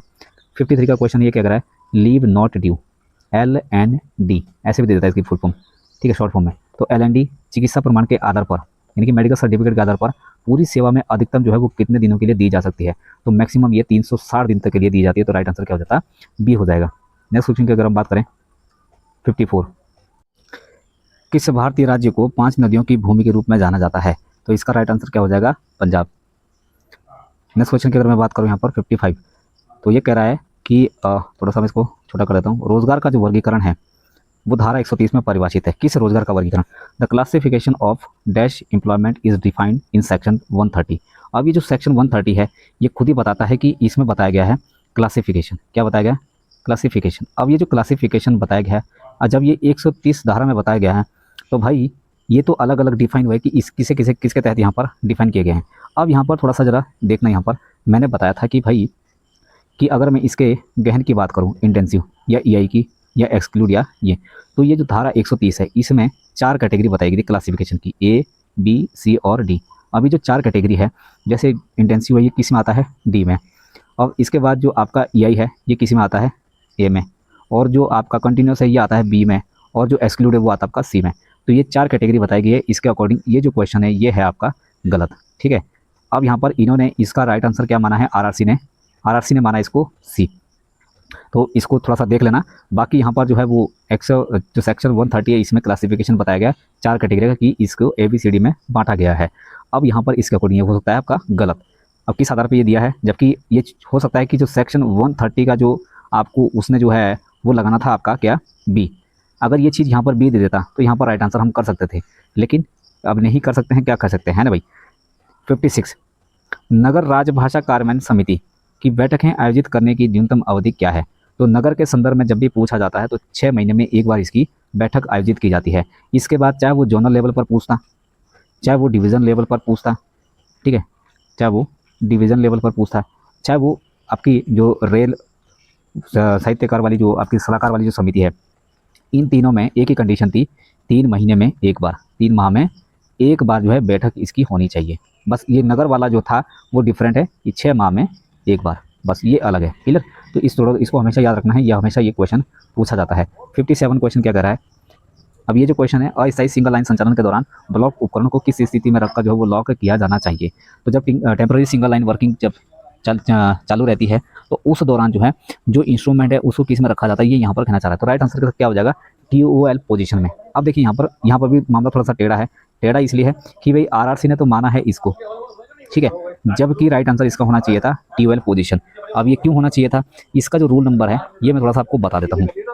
जब भी इस पर ऑब्जेक्शन अगर आपको लगाना है तो यहाँ पर ध्यान रखना, जो आपकी ब्लॉक वर्किंग जो मैनुअल है कौन सी है, ब्लॉक वर्किंग जो आपकी मैनुअल बुक है, मैनुअल, ठीक है, उसमें जो है एक तो रूल नंबर आपका 10006 में ये बताया गया है कि इसको TOL पोजीशन में रखा जाएगा।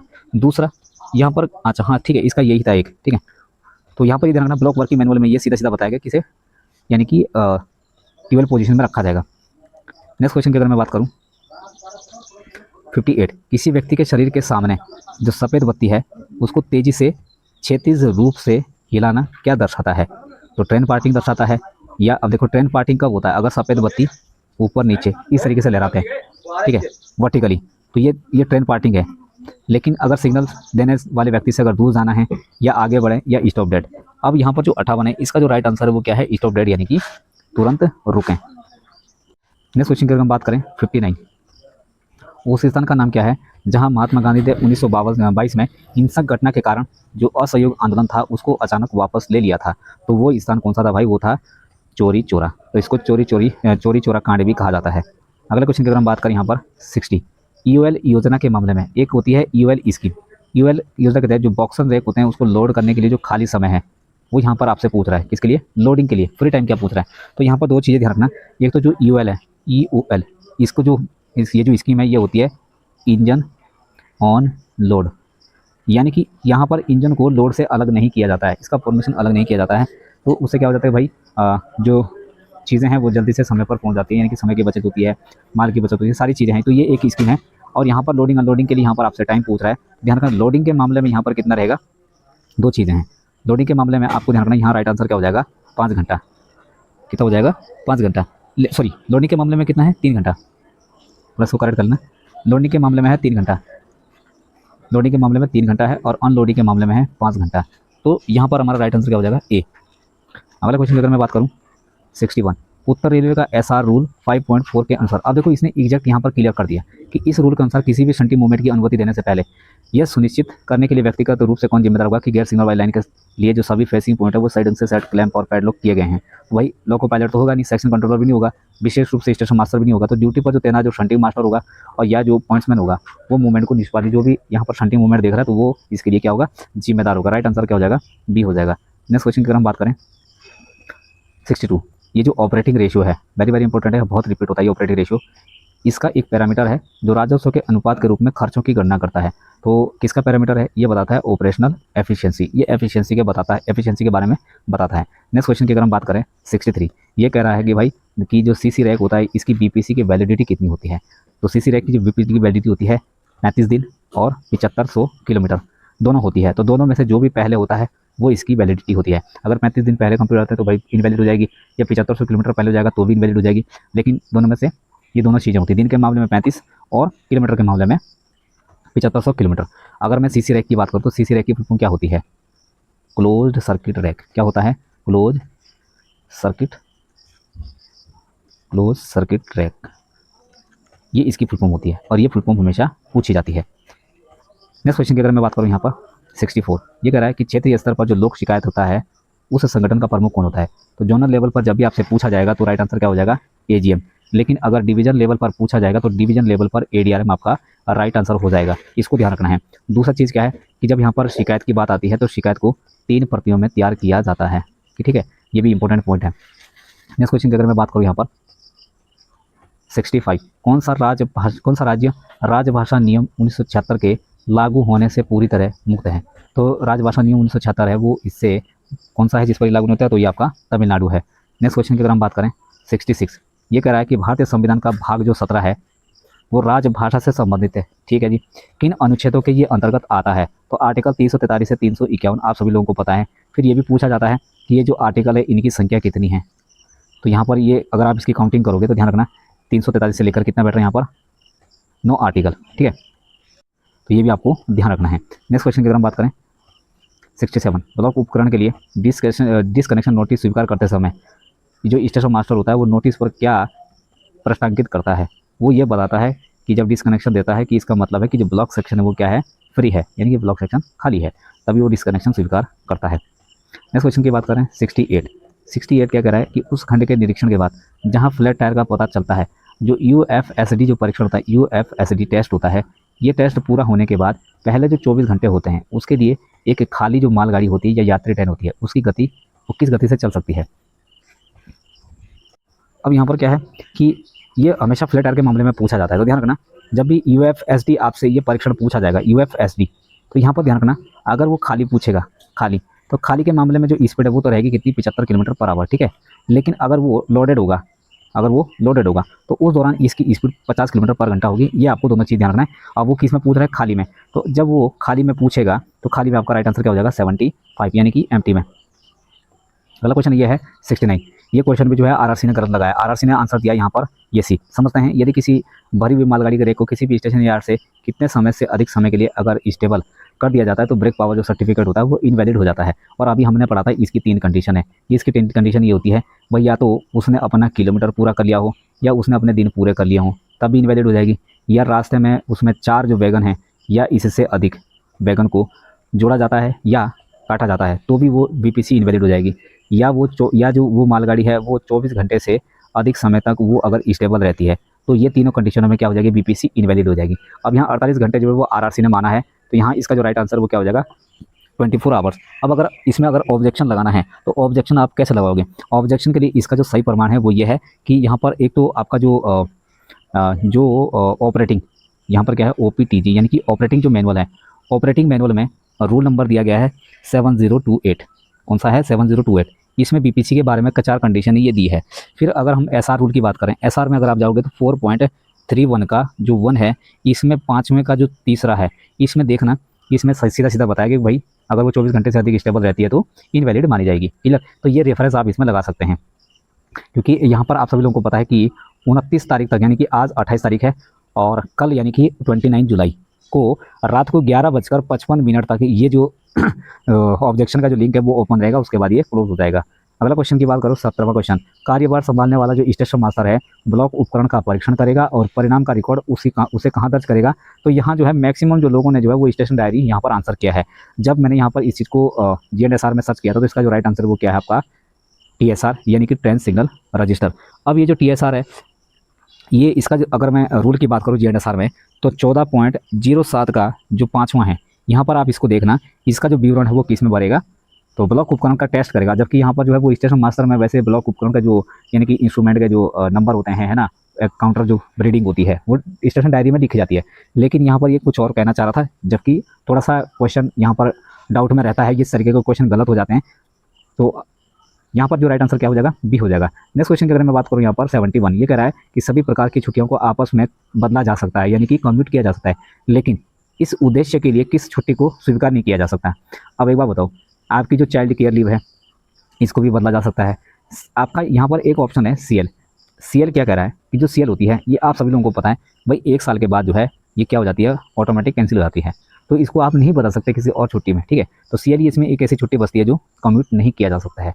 अब यहाँ पर समस्या ये हो रही है कि भाई RRC ने यहाँ पर आंसर क्या मार्क किया है, तो अब आप समझ सकते हैं कि बहुत सारे जो क्वेश्चन है उसके आंसर गलत दिए हैं। तो RRC ने जो यहाँ पर राइट आंसर किया है वो आपका ए ऑप्शन यानी कि लीव विदाउट पे, जबकि राइट आंसर क्या होना चाहिए, कैजुअल लीव, इसको कम्यूट नहीं किया जा सकता। नेक्स्ट क्वेश्चन की अगर हम बात करें 72, ये कह रहा है कि भारत के किस प्रमुख रेलवे स्टेशन का नाम बदलकर उस प्रतिष्ठित नेता को सम्मानित किया गया जिन्होंने रियासतों का एकीकरण किया, जिन्हें भारत का लौह पुरुष भी कहा जाता है, सरदार वल्लभ भाई पटेल, ठीक है। तो यहाँ पर पटेल जी ने रियासतों को क्या किया, एकीकरण किया, यानी कि बहुत सारी जो अलग अलग रियासतें थी उनको सबको जोड़कर उनको एकीकरण करने का काम किया। तो इससे आप ऐसे भी पकड़ सकते थे एकता नगर, यानी कि एक नगर करने की कोशिश इन्होंने की थी, और जिसको केवड़िया जो है नाम दिया गया है, ठीक है। केवड़िया जो रेलवे स्टेशन है उसको एकता नगर रेलवे स्टेशन कहा जाता है, तो ये यहाँ पर राइट आंसर हो जाएगा। नेक्स्ट क्वेश्चन की अगर हम बात करें, सभी प्रकार के अवकाश एक बार में कितने समय से ज़्यादा नहीं हो सकते, तो सभी प्रकार की छुट्टियों को मिलाकर अधिक से अधिक जो छुट्टी है वो 5 साल तक छुट्टी दी जा सकती है, ठीक है। 74 आपका जो क्वेश्चन है वो ये कह रहा है कि जब मिड सेक्शन में लोकोमोटिव फेल हो जाता है और ब्लॉक अवरुद्ध हो जाता है तो स्टेशन मास्टर द्वारा अवरुद्ध ब्लॉक सेक्शन में अगर रिलीफ इंजन या ट्रेन भेजना है तो उसके लिए कौन सा अधिकारी लिखित प्राधिकार फॉर्म जारी किया जाएगा। तो रिलीफ इंजन की जब भी बात आती है तो रिलीफ इंजन के मामले में एक ही अथॉरिटी आपकी बचती है, TA 602, और इसका राइट आंसर क्या हो जाएगा, TA 602। बाकी आप सभी लोगों को पता है ये तब दिया जाता है जो स्टॉप सिग्नल होते हैं, स्टॉप सिग्नल अगर ख़राब हो जाते हैं, इसको ऑन में अगर पास करना है तो ये जारी किया जाता है। TV जो 602 है ये कब दिया जाता है, ये दिया जाता है सिंगल लाइन पर। कहाँ पर, सिंगल लाइन पर। सिंगल लाइन पर किस कंडीशन में दिया जाता है, जब टोटली फेलियर ऑफ कम्युनिकेशन चल रहा होता है, यानी कि संचार के साधन पूरी तरीके से क्या हो, अवरुद्ध हो। और T 806 आप सभी लोगों को पता है शंटिंग ऑर्डर होता है, तो राइट आंसर क्या हो जाएगा, TA 602। अब आप मुझे कमेंट्स में ज़रूर बताना कि जो रिलीफ इंजन होता है, जो रिलीफ इंजन होता है इसकी स्पीड कितनी होती है, ठीक है। स्पीड आपको बतानी है दिन के समय में भी और रात के समय में भी। अगले क्वेश्चन की हम बात करें 75, ये कह रहा है सेवानिवृत्त कर्मचारी को आरोप पत्र जारी करने के लिए कौन सा मानक प्रपत्र जारी किया जाता है। तो यहाँ पर जो सेवानिवृत्त कर्मचारी होते हैं उनको यहाँ पर जो स्टैंडर्ड फॉर्म है वो जारी किया जाता है 14। बाकी SF 11 आप सभी लोगों को पता है कि ये माइनर पेनल्टी के लिए जारी किया जाता है। नेक्स्ट क्वेश्चन की अगर हम बात करें 76, यहाँ पर एक क्वेश्चन है, यदि उत्तर रेलवे के अधिकार क्षेत्र में मिड सेक्शन में एक ट्रेन 2 हिस्सों में विभाजित हो जाती है, यानी कि ट्रेन पार्टिंग हो जाती है, और गार्ड सामने वाले हिस्से को आगे के स्टेशन तक ले जाने के लिए फैसला करता है, तो गार्ड जो है वो लोको पायलट को कौन सा विशिष्ट लिखित प्राधिकरण सौंपेगा। अब सबके दिमाग में ये आया था कि भाई यहाँ पर इसका तो राइट आंसर क्या होना चाहिए, T 609। अब T 609 देखें तो यहाँ पर भी नहीं है, यहाँ पर भी नहीं है। अब यहाँ क्वेश्चन जरा पढ़ते हैं, तो पीछे छोड़े गए पिछले हिस्से के सटीक स्थान को दर्शाने वाली एक लिखित अनुमति या प्रमाण पत्र। तो ये वाला जो ऑप्शन है ये आपका क्या हो जाएगा, राइट आंसर हो जाएगा। इसी ही फॉर्म पर जो है वो लोग को ये जो गार्ड होता है वो जो जहाँ पर गाड़ी छूटी हुई है उसका सही लोकेशन बताता है, उसका किलोमीटर बताता है, कितने वाहन छूटे हैं, कितने नहीं छूटे हैं, लास्ट व्हीकल कौन सा गया है, कौन सा नहीं गया है, ये सारी जो डिटेल है वो इसी फॉर्म पर भरता है। तो इसका अकॉर्डिंग हमारा राइट आंसर सी हो जाएगा। नेक्स्ट क्वेश्चन की हम बात करें, एक सेमी ऑटोमेटिक सिग्नल जब ऑटोमेटिक सिग्नल के रूप में काम करता है तो उसे किसके द्वारा पहचाना जाता है। तो सेमी ऑटोमेटिक अगर ऑटोमेटिक की तरह काम कर रहा है तो इसका मतलब है वो क्या है, ए मार्कर होगा, लेकिन जलता हुआ ए मार्कर होगा। और अगर ए मार्कर होगा तो ए मार्कर जो है ये केवल आपका किस में होगा, ऑटोमेटिक में। इसमें ऑटोमेटिक, ये ऑटोमेटिक सिग्नल की पहचान होती है। और इसका नॉर्मल जो एस्पेक्ट होता है, नॉर्मल जो एस्पेक्ट होता है वो क्या होता है, वो होता है ग्रीन। ये आप सभी लोगों को पता है। नेक्स्ट क्वेश्चन की हम बात करें 78, सीसी रैक की जो बीपीसी की वैधता है वो कितने दिन होती है। तो सीसी रैक की जो वैधता होती है वो, अब देखो यहाँ पर क्या है, आपको देखो दो कंडीशन है, अभी क्वेश्चन आया भी था। तो यहाँ पर या तो 35 दिन या आपका 7500 किलोमीटर यानी कि 7500 किलोमीटर। अब यहाँ जो है उसने दिन के हिसाब से दिया है तो 35 दिन होना चाहिए। तो 35 दिन कहाँ पर है, 30 + 5 ये आपका यहाँ पर दिख रहा है। तो यहाँ पर क्या है, इसको ऐसे लिखा जाता है 30 + 5, यानी कि ये जो 5 है ये ग्रेस पीरियड रहता है। जैसे आप यहाँ पर देख पा रहे होंगे, ये जो पहला ऑप्शन है ये किसकी होती है, ये होती है प्रीमियम रैक की। किसकी होती है, प्रीमियम रैक की वैलिडिटी, ठीक है, बीपीसी की वैलिडिटी। अब यहाँ पर क्या है कि 12 + 3 दिन, ये जो 3 दिन होता है ये होता है ग्रेस पीरियड, ठीक है, ग्रेस पीरियड।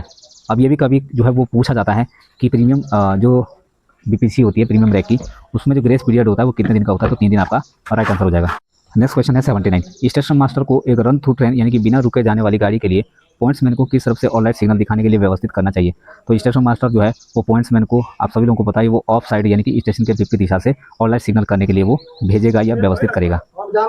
नेक्स्ट क्वेश्चन है 80 क्वेश्चन, ये कह रहा है कि इलेक्ट्रीफाइड सेक्शन में प्रवेश करने वाली जो ओडीसी होती है, ओडीसी वाली जो ट्रेन होती है, इसके गार्ड को अधिकृत व्यक्ति से अनुमति मिलती है तो वो क्या कहलाती है।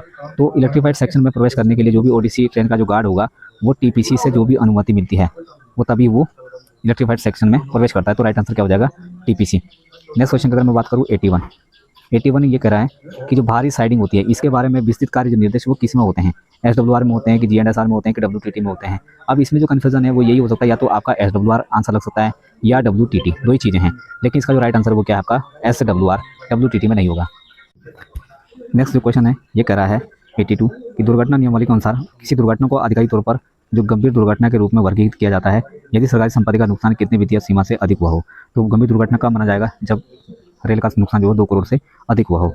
अगर हम नेक्स्ट क्वेश्चन की बात करें यहाँ पर तो ये कह रहा है 83 लोकोमोटिव विफलता के कारण जब किसी ट्रेन को 100 के 1 में या इससे अधिक की तीव्र चढ़ाई वाले ग्रेडियंट पर रोका जाता है तो रियर और फ्रंट छोर से गार्ड और लोको पायलट द्वारा सामूहिक रूप से कितने हैंड ब्रेक लगाए जाने चाहिए। तो जब भी यहाँ पर ये कंडीशन दी जाएगी तो यहाँ पर ध्यान रखना बी आपका राइट आंसर हो जाएगा। सबसे पहले जो है वो लोको के हैंड ब्रेक लगाए जाएंगे, उसके बाद रियर से 10 वैगन और फ्रंट से भी 10 वैगन के हैंड ब्रेक लगाए जाएंगे।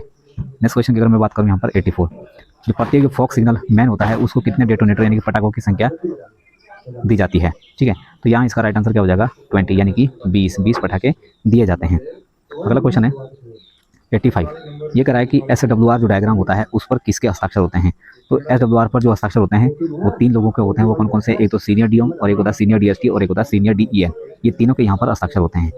नेक्स्ट क्वेश्चन की अगर मैं बात करूँ यहाँ पर ये कह रहा है 86 जब भी अलार्म चेन खींची जाती है तो गार्ड जो है वो सीटीआर में इस तथ्य को दर्ज करेगा और किसी एक विशेष रिपोर्ट प्रस्तुत करेगा। कई बार ये क्वेश्चन जो है मैंने यहाँ पर बताया क्लास में भी, और यहाँ पर ये सीधा पूछा गया था। तो कंबाइंड ट्रेन रिपोर्ट, इसकी जब रिपोर्ट बनाएगा कौन, गार्ड, तो रिपोर्ट किसको भेजेगा, ये भेजेगा डीआरएम को। और ज़्यादातर जो है वो सीनियर डीएम यहाँ पर आंसर लगाया होगा, जबकि आंसर किसका होगा, सी ऑप्शन यानी कि डीआरएम।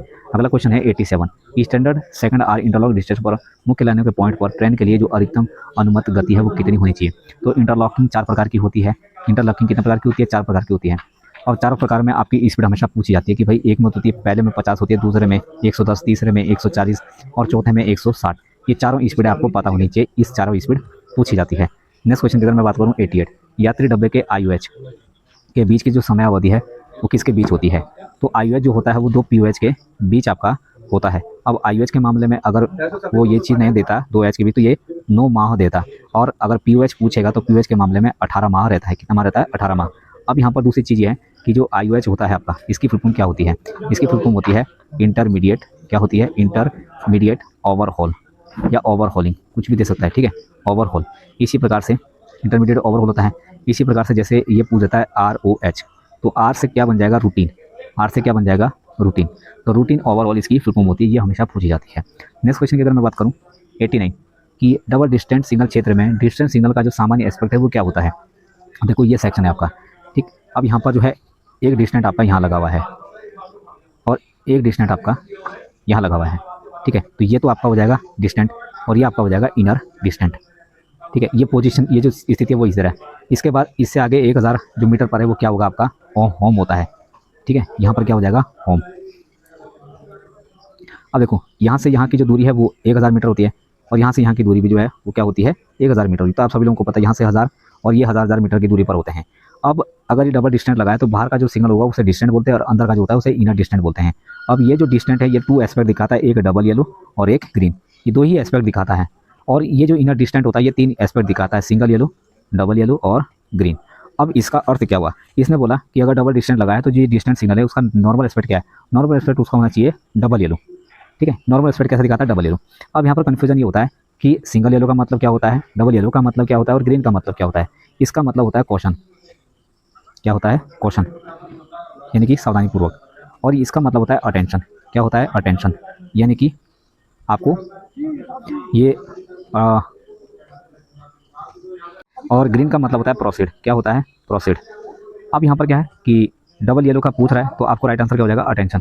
यही यहाँ पर दिया है कि यहाँ पर जो है अटेंशन रहना है यानी कि सावधानीपूर्वक। क्वेश्चन का मतलब होता है सतर्कतापूर्वक और प्रोसीड का मतलब होता है आगे बढ़ो, ठीक है। तो इस प्रकार से ये क्वेश्चन पूछा गया था। अगर आपका ये कॉन्सेप्ट क्लियर है तो आप इजीली करके होंगे, अदरवाइज इसमें भी कन्फ्यूजन आपका रहा होगा। 90 क्वेश्चन क्या कह रहा है कि जब सिग्नल नया लगाया जाता है या स्थानांतरित किया जाता है तो क्वेश्चन ऑर्डर जारी करने के अलावा इसे किस में अधिसूचित किया जाता है। तो देखो या तो क्वेश्चन ऑर्डर जारी किया जाएगा, तो जैसे लगाया जाता है या स्थानांतरित किया जाता है तो यहाँ पर जो है वो 90 दिन का क्वेश्चन ऑर्डर लगाया जाता है। अब यहाँ पर ये IBS के मामले में भी दिया जाता है। अगर स्टॉप सिग्नल नया लगाया जाता है स्टॉप सिग्नल तो इसके लिए यहाँ पर जो है वो 10 दिन का क्वेश्चन ऑर्डर जारी किया जाता है। अगर मान के चलो अचानक जो है गति प्रतिबंध हटा दिया तो 7 दिन का क्वेश्चन ऑर्डर जारी किया जाता है। लेकिन इसको अधिसूचित किस में किया जाएगा, इसको नोटिफाइड किस में किया जाएगा, स्टेशन डायरी में नहीं, TSR में नहीं, सिग्नल ऑन रजिस्टर में नहीं। एक ही ऑप्शन बता था आपका सिग्नल ओवर बुक यानी कि SOB। SOB signal over book भी होता है और स्टैंडिंग ओवर बुक भी इसको बोलते हैं। नेक्स्ट क्वेश्चन की अगर हम बात करें 91 क्या कह रहा है आउटर सिग्नल खराब होने की स्थिति में किस सिग्नल को खराब माना जाएगा। अब यहाँ पर क्या कह रहा है आउटर सिग्नल खराब हो रहा है तो क्या होम को खराब माना जाएगा, रूटीन को या होम, दोनों को, इनमें से कोई नहीं। अब आप समझते हैं थोड़ा सा अच्छे से इसको, ठीक है। यहाँ पर ये जो सिग्नल है ये लगा हुआ है आउटर, इसको हमने बोला आउटर, ठीक है मेरे भाई, ये है आउटर। आउटर के बाद यहाँ पर लगेगा होम, कौन सा लगेगा होम। और होम के आगे लाइन को ट्रेन को किस दिशा में जाना उसके लिए लगेगा यहाँ पर रूटिंग, ठीक है। क्या लगेगा रूटिंग, इस प्रकार से, ठीक है, रूटिंग लगता है। अब ये है आपका रूटिंग होम भी हम इसको बोलते हैं। अब होता क्या है अगर ये रूटिंग ख़राब होगा तो इसके पीछे वाले जो सिग्नल होंगे वो ख़राब माने जाएंगे। अगर ये होम ख़राब होगा तो पीछे वाला सिग्नल ख़राब माना जाएगा। अगर ये आउटर ख़राब होगा तो आउटर के बाद तो कोई भी सिग्नल नहीं है तो ख़राब कौन सा माना जाएगा, तो होम और रूटिंग नहीं माना जाएगा, यानी कि इनमें से कोई नहीं, ये ऑप्शन होना चाहिए। अब दूसरा क्या है कि मान के चलो इसका कॉन्सेप्ट क्या है कि देखो अब अगर आउटर ख़राब है तो आगे के सिग्नल जो है वो ख़राब नहीं माने जाएंगे, लेकिन अगर रूटिंग ख़राब है तो पीछे के सिग्नल जरूर खराब माने जाएंगे। तो आगे के खराब नहीं माने जाएंगे बल्कि पीछे के। तो इस तरीके से इसको याद रखना है। नेक्स्ट क्वेश्चन की अगर मैं बात करूं, नेक्स्ट क्वेश्चन है ये कह रहा है 92 में क्या कह रहा है डिसकनेक्टेड किए गए सिग्नल गियर को दोबारा जोड़ने के लिए से पहले SI और जो ESM होता है इसको किसके साथ संयुक्त रूप से परीक्षण यानी कि जॉइंट टेस्ट करना चाहिए। तो जब भी ऐसा जॉइंट टेस्ट होगा तो भाई ये की बंदा बचता है आपका जो ऑन ड्यूटी जो स्टेशन मास्टर होता है उसी के साथ जो है वो जॉइंट टेस्ट करते हैं, ठीक है। जब डिसकनेक्शन लेने के बाद जब दोबारा से रिकनेक्ट इसको किया जाता है तो SM के साथ इसको टेस्ट किया जाता है। नेक्स्ट क्वेश्चन की अगर मैं बात करूँ यहाँ पर 93, तो रेलवे जो सर्वेंट होता है काम यानी कि HVR रूल का जो नियम 2005 है इसके अंतर्गत जो सभी जो सुपरवाइजरी जो स्टाफ है वो किस कैटेगरी में आते हैं। तो आप सभी लोगों को पता है ये किस में आते हैं, ये आते हैं एक्सक्लूड में। कंटिन्यूस में कौन से आते हैं, जैसे आपका रनिंग स्टाफ है, ट्रेन मैनेजर हो गया, लोको पायलट हो गया, या जो आपके यहाँ पर जो है जैसे TT होते हैं, ठीक है, TT होते हैं, ये सभी किस में आते हैं कंटिन्यूस में। इंटेंसिव में कौन आते हैं, जैसे कंट्रोलर हो गया आपके, ठीक है। और जो टेलीफोन जो ऑपरेटर होते हैं, यानी कि ऑपरेटर जो मतलब जो है थकाने वाला जो काम होता है, बिल्कुल भी इसमें विश्राम नहीं होता है, वो आप कहते हैं। इंटरमीडिएट जो एसेंशियली जो इंटरमीडिएट होता है आउटर रूप से अविरामी जिसको बोलते हैं। तो जैसे C क्लास का जो गेटमैन होता है ना, C क्लास का जो गेटमैन है आप सभी लोगों को पता है। ये छोटे स्टेशन के जो स्टेशन मास्टर हैं, लेकिन बड़े स्टेशन के स्टेशन मास्टर तो किस में आएंगे, इसी में आएंगे कंट्रोल में, तो ये कुछ इस प्रकार से इसको डिफाइन किया गया है। तो आप HOR अगर अच्छे से पढ़ना चाहते हैं तो इसके लिए मैंने एक वीडियो बनाई है, वहाँ से आप इसको अच्छे से देख सकते हैं। नेक्स्ट क्वेश्चन की अगर मैं बात करता हूँ 94, रात के समय शंटिंग ऑपरेशन के दौरान जब कोई पॉइंट्स में शंटिंग मास्टर लोको पायलट को अपने से दूर जाने के लिए संकेत देता है तो कौन सा हाथ संकेत या मूवमेंट प्रदर्शित करता है। अब इसके अकॉर्डिंग जो राइट आंसर है वो क्या होना चाहिए, हरी जो बत्ती है वो ऊपर नीचे हिलाई जाएगी। लेकिन RRC ने किसको माना है, RRC ने माना है C ऑप्शन को। अब इसमें अगर आपको रेफरेंस देना है तो आप रेफरेंस नंबर क्या दोगे, तो इसमें रेफरेंस नंबर के तौर पे 94 में आपको देना है जो GNSR है उसका जो रोल नंबर है वो आपका 3.56। इसमें जो है ये बताया गया है स्पष्ट रूप से कि जब भी शंटिंग ऑपरेशन किया जाएगा तो इंजन से दूर जाने के लिए हरी बत्ती जलाई जाएगी ऊपर नीचे, यानी कि दूर जाने के लिए। देखो थोड़ा सा मैं अलग से इस चीज़ को बताता हूँ। अगर दूर जाना है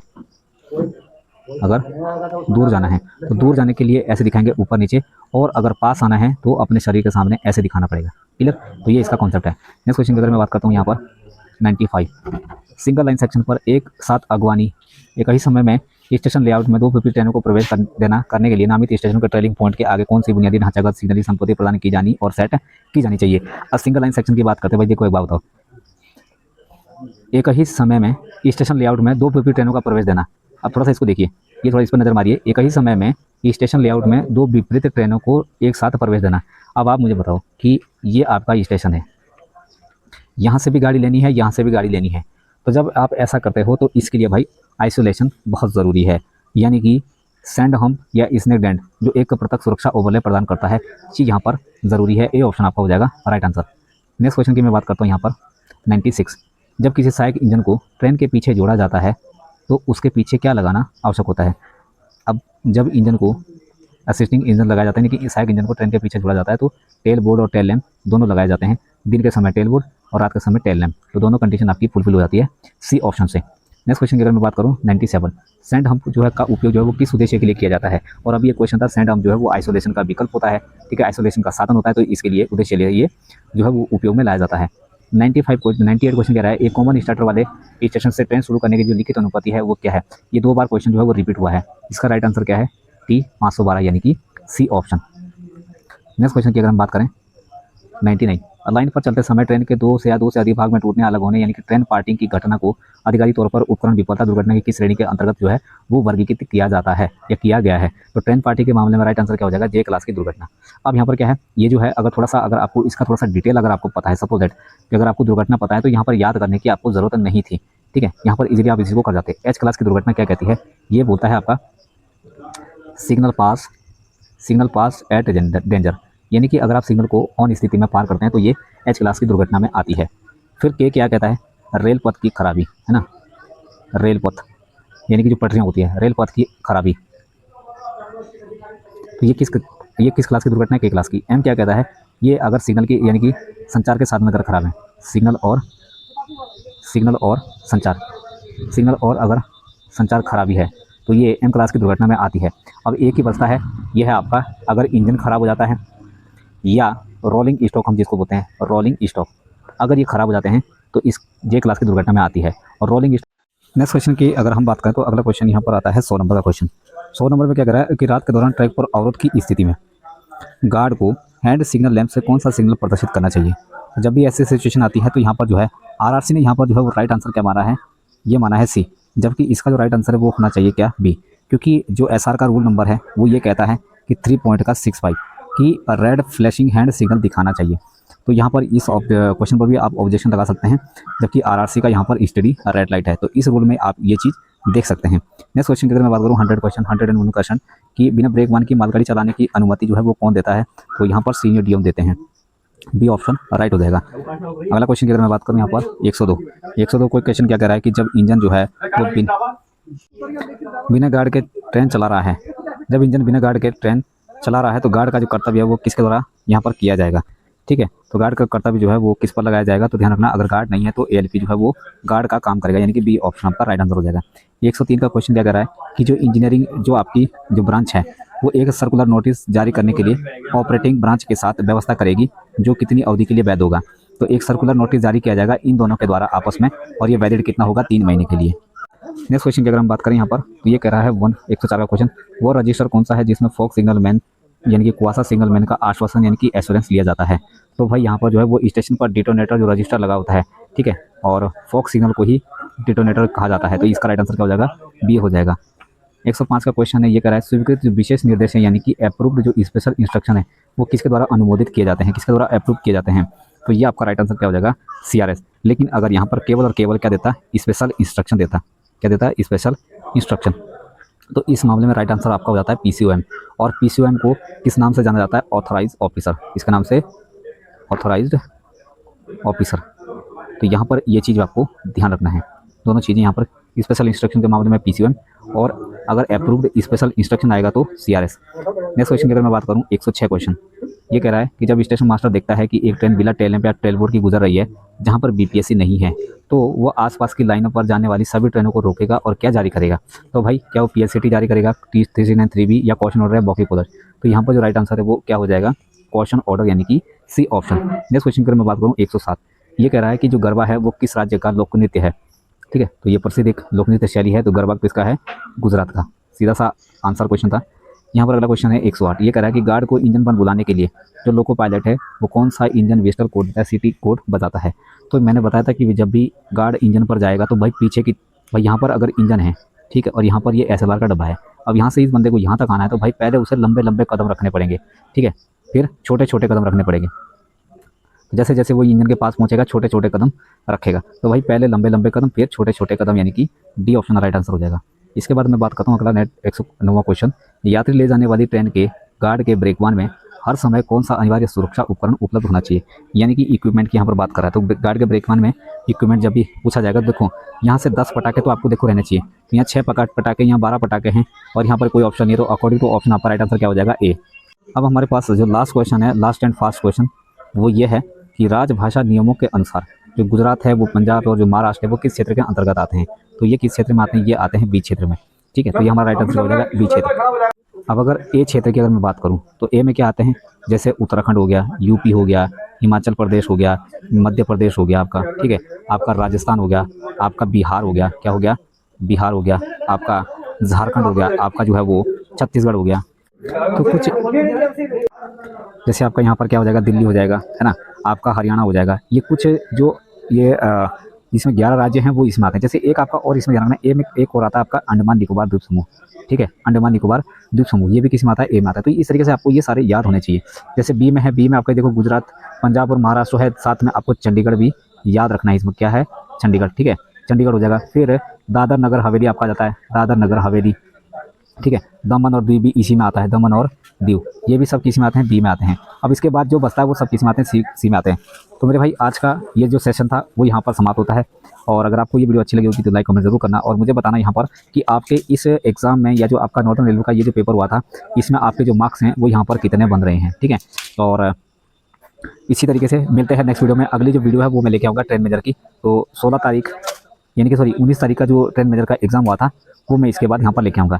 फिर इसके बाद जो नॉर्दर्न रेलवे में जो 16 तारीख को एग्ज़ाम हुए थे वो मैं लेके आऊँगा। आज हम इसमें 19 को स्टेशन मास्टर वाला कवर कर लिए हैं और 19 का एक ट्रेन मेजर का वो इसके बाद में तुरंत वीडियो लेकर आऊँगा। मिलते हैं नेक्स्ट वीडियो में, तब तक के लिए धन्यवाद।